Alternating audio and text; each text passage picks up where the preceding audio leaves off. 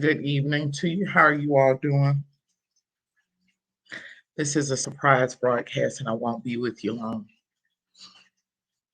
So, every Monday, I watch the rebroadcast of whatever sermon was held at Koinonia Global that Sunday. So, because I'm in church Sunday, I can't watch it until Monday. I'm watching it today, and Apostle Selman says he's going to be in the United States today. So I'm watching the broadcast from Friday. From Sunday. He says he will be here stateside tomorrow evening, this evening, Monday evening, speaking at Harvard University, speaking in Cambridge, Massachusetts. That's how fast they flew him out. And I know someone who have the real jets, you see, and the global money sent for the man of God and brought him here during Holy Week. They got him here. He wasn't scheduled to be here until he isn't scheduled to be here stateside until July. And that's when I'll be going to see him in July in Texas. The man of God, he's twisting and turning in the air. Mm. He go one way, he go another way. Wherever the Lord call him, he goes. And that's a blessing to be highly sought after, to the point they'll bring you from halfway across the world if they have to, because they trust you and your integrity and the standard that you set as a man or woman of God. It is evident by the outcomes of your ministry. But anyway, so me being me this morning, listening to the sermon, I got so excited, and I made it a priority to, of course, anytime he does something, an alert goes off on my tablet, my phones or so. And the alert came on both times when he gave the speech at Harvard about the profound impact of faith, economic growth, and expansion on the continent of Africa, and the impact that it's had on that continent, not just Nigeria, because he's Nigerian, but on the entire continent.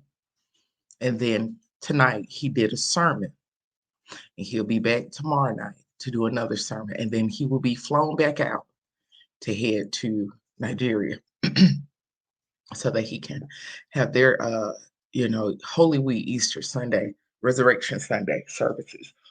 And why am I doing this broadcast? Can we say down bad? I need you all to say with me real slow. Say down bad. We down bad in the United States. It's not good. It's one thing if Harvard called for him to discuss the economic expansion and growth of Africa as a continent, or Nigeria, right? That's one thing. It's bad. It's bad when a nation during Holy Week have to get someone in so that they can release a word to the elite. Every mind, heart sitting in those rooms, those are the heavy hitters and the people, the invisible people who run this world. And they sent for the man they wanted to be in their ears, in their eyes, and in their heart. They didn't want someone here stateside tasked to do that job. And can we say down bad? Give me a second. Give me a second.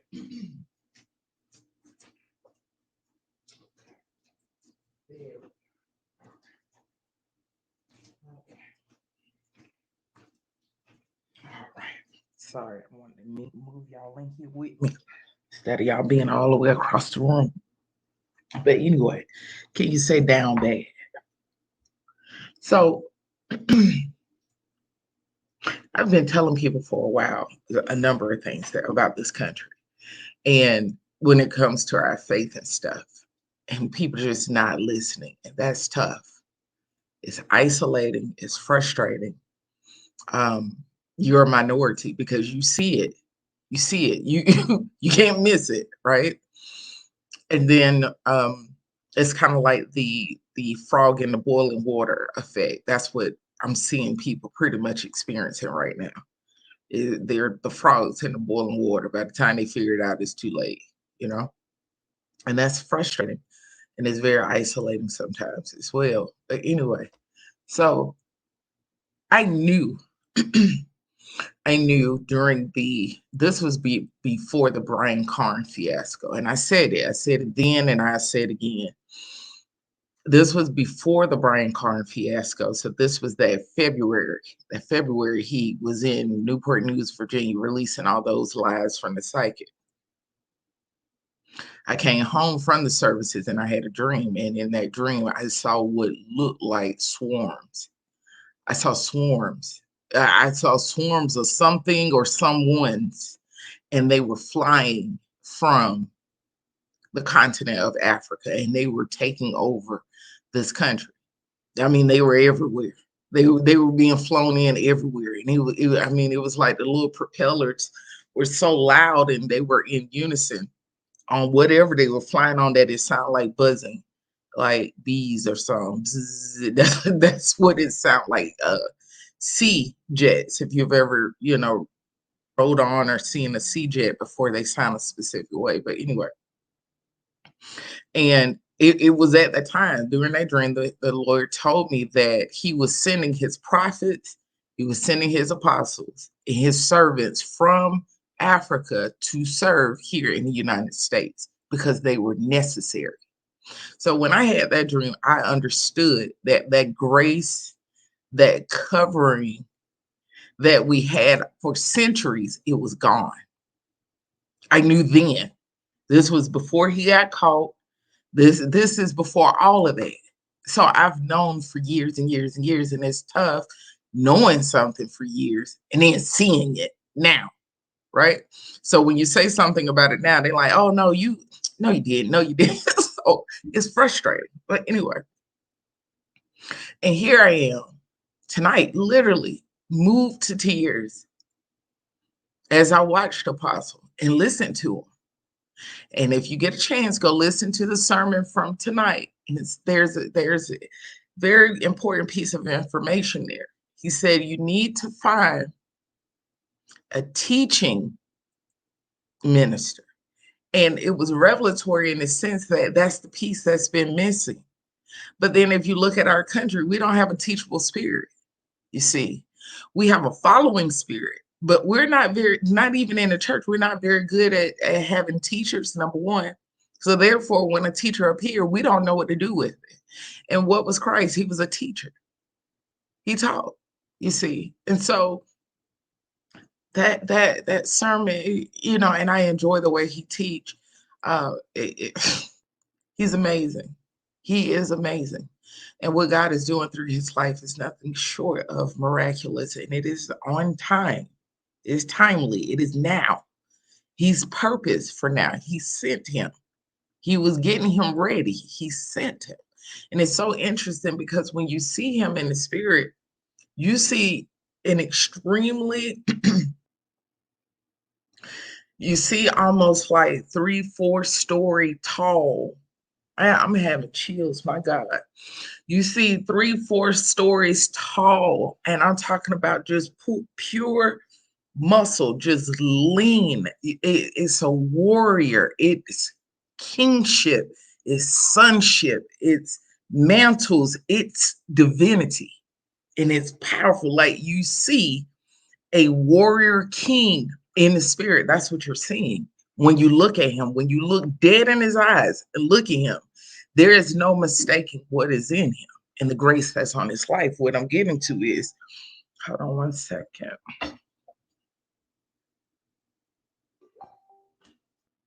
Hold on, y'all.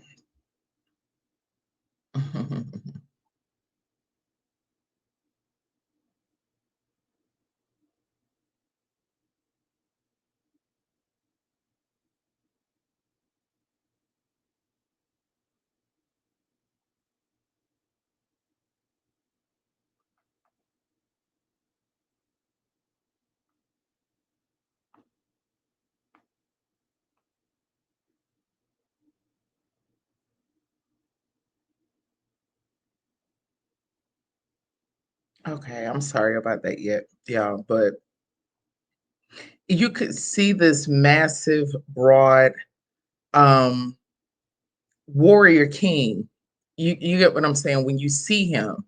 And there's a reason for that. Because if anything here, think that it will move him and play the same game that they played on people here is not going to work. Because unlike them, he is equipped to fight. He is a warrior king. He knows how to fight. Not just he's humble. It's hard to describe it. I'm trying to describe it without sounding, weird. He's humble. He's extremely humble. Scary humble. Like I've never seen anything like it in my life. But at the same time, in him, it is something that is powerful that if you decided in the spiritual to fight with him, you would die. You would die. You wouldn't just get beat up. No, it will kill you. That's how committed, consecrated, and bowed down in humility he is, that God will rise and destroy you about that servant.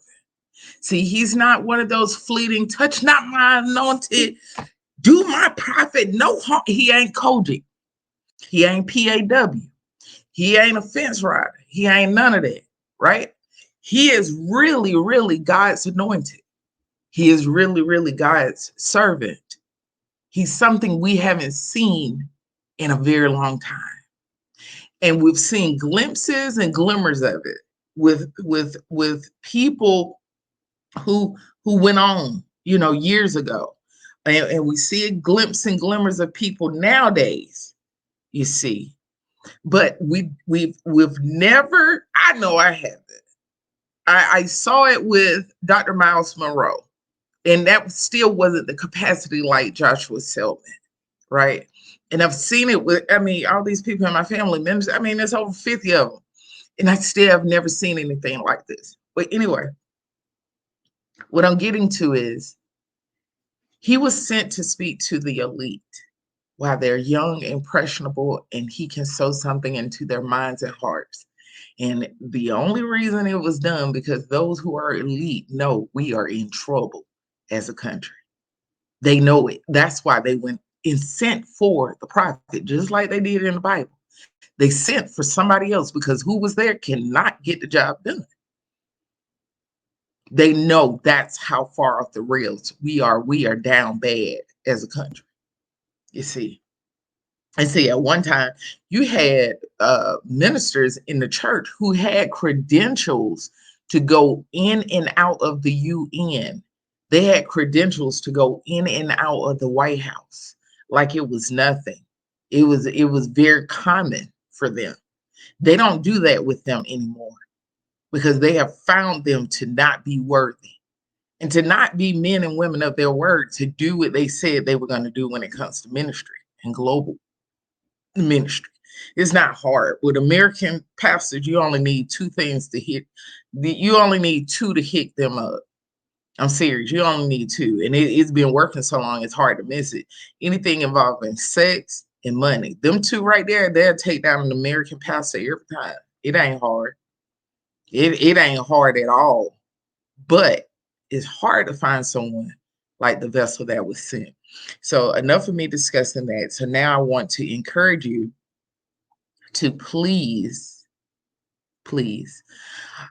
tomorrow when you get an opportunity, hold on, let me see if I have a banner with his information on it.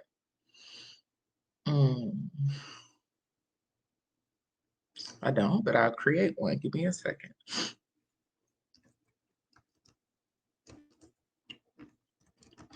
Okay.